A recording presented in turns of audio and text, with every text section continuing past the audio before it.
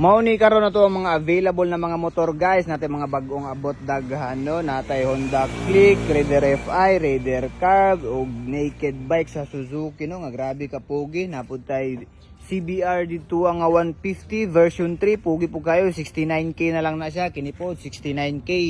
Napud tay available dito R3 V2, duha ka R3 V1, napud tay X-Max diri nga 300cc no, nga taud na pud ni sa tuwa guys, 5k pa lang ang Odo Bayani, grabe pa ka good as new, 2023 model, 3 years registered, 255k na lang, gi-markdown na nato na. Napud tay Dominar TFX, CBR, R15, RS200, napud tay available dito adaghan pa guys. Napud tay kuan diri nga kuan Honda Wave, 20,000 na lang na, 20k Honda Wave.